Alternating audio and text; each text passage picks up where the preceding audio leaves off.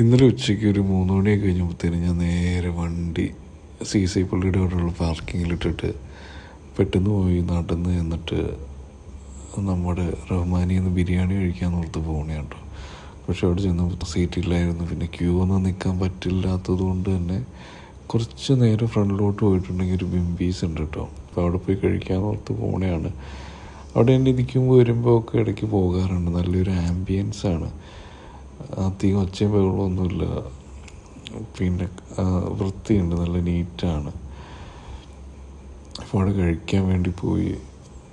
ഞാൻ ബിരിയാണി കഴിച്ചില്ല, ഞാൻ ഫിഷ് കറി മീൽസാണ് കഴിച്ചത്.